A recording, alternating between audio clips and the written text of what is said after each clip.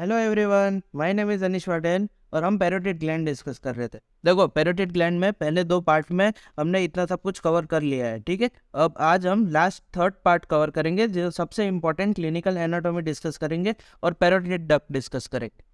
तो सबसे पहले पैरोटिड ग्लैंड की क्लिनिकल एनाटॉमी देखना। देखो, सबसे पहले पैरोटिड एब्सेस इंपॉर्टेंट है।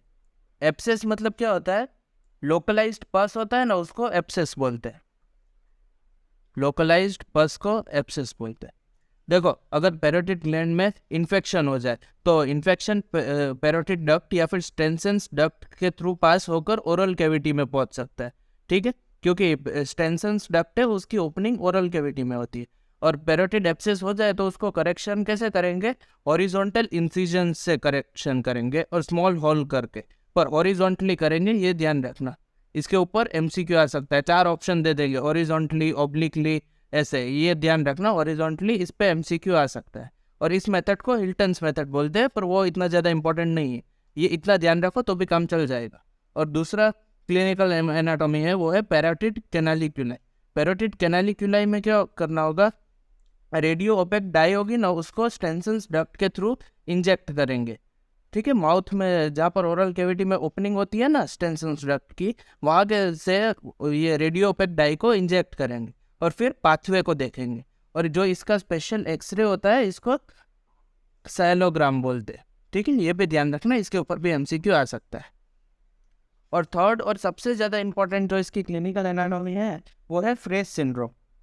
फ्रेज सिंड्रोम को खास ध्यान रखना, इसके ऊपर अलग से एसक्यू भी आ सकता है। देखो, ग्रेट ऑरिकुलर नर्व है, ये सेंसरी सप्लाई करती है पैरोटिड डक्ट, पैरोटिड ग्लैंड को, ठीक है। और ऑरिकुलर टेम्पोरल नर्व है, वो सलाइवरी स्टिमुलस के लिए होती है। देखो, पैरोटिडेक्टोमी हुई ना, जिसमें पूरी की पूरी पैरोटिड ग्लैंड को ही रिमूव कर लिए, तो क्या होगा? ऑरिकुलर टेम्पोरल नर्व, बेसिक सी बात है, इंजर्ड हो जाएगी। तो यहाँ से सपोज करो ये नर्व डैमेज हो गए, तो फिजियोलॉजी में आपने पढ़ा होगा कि उसके बाद वाला पोर्शन होता है वो वॉलेरियन डीजनरेशन में चला जाएगा। मतलब ये वाला पार्ट पूरा का पूरा यहाँ पर नहीं है। और देखो, ये एक्सीडेंटली फ्यूज हो जाएगी ग्रेट ऑरिकुलर नर्व के साथ। मतलब ये जो रीजनरेटिंग ऑरिकुलर टेम्पोरल नर्व है, वो इसके साथ फ्यूज हो गई।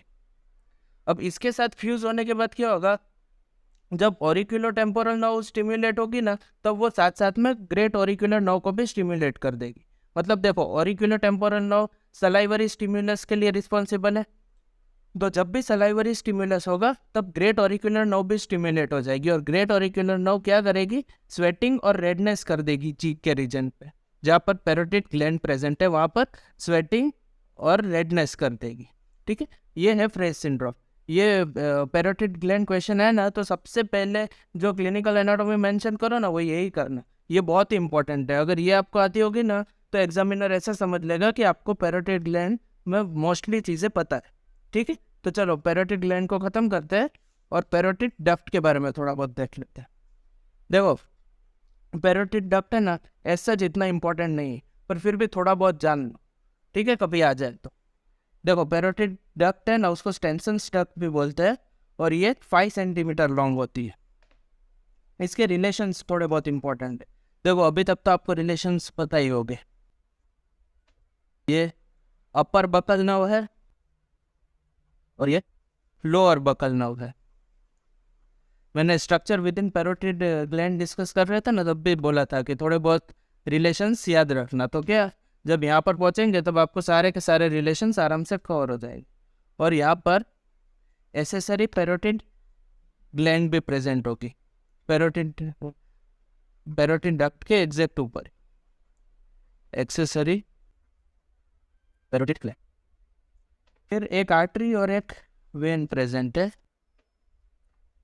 वो ट्रांसवर्स फेशियल वेसल्स, ठीक है। रिकॉल करते रहना, पैरोटिड ग्लैंड बहुत ही इंपॉर्टेंट टॉपिक है और वो भी लॉन्ग आंसर क्वेश्चन है, तो खास ध्यान रखना।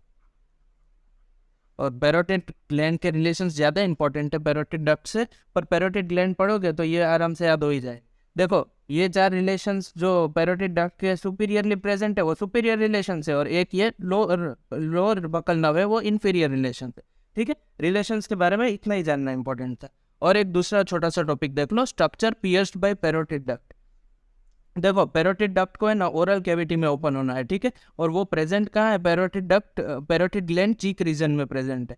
तो चीक रीजन से डायरेक्ट ओरल कैविटी तक आने तक वो कौन कौन से पाथवे फॉलो करेगी? सबसे पहले बकल रीजन में फैट प्रेजेंट होगा, उसको पियर्स करेगी, बकल फैट को पियर्स करेगी, और बकल रीजन में एक बक्सीनेटर मसल भी प्रेजेंट है, उसको भी पियर्स करेगी। बक्सीनेटर मसल है ना, उसके आसपास बकोफेरेंजियन फेशिया प्रेजेंट है, तो उसको भी ऑब्वियसली पियर्स करना पड़ेगा। और इनफैक्ट बक्सीनेटर को पियर्स करने से पहले बकोफेरेंजियन फेशिया को पियर्स करना पड़ेगा, फिर ही वो बक्सीनेटर को पियर्स कर पाएगी ना। और लास्ट में म्यूकस मेम्ब्रेन जो प्रेजेंट है ओरल कैविटी में, उसके थ्रू ओरल कैविटी में ओपन हो जाएगी, ठीक है। और ओपनिंग का होगी इसकी खास ध्यान रखना, vestibule, vestibule opposite to upper second molar, to upper second molar, ठीक है, ये ध्यान रखना। यहाँ पर इसकी ओपनिंग होगी और ये सारे स्ट्रक्चर को इस ऑर्डर में पियर्स करेगी। सबसे पहले बकल फैट को पियर्स करेगी, फिर बकोफेरेंजियन फेशिया को पियर्स करेगी, उसके बाद बक्सीनेटर मसल को पियर्स करेगी, और बाद में म्यूकस मेम्ब्रेन को पियर्स करेगी, और फाइनली ओपन हो जाएगी। कहाँ पर? Vestibule opposite to upper second molar tooth, ठीक है। तो this was all about parotid gland and parotid duct. Next video में मोस्ट प्रोबेबली हम इसी की तरह important topic thyroid gland discuss करेंगे, ठीक है। Hope you like the video, thank you so much for watching.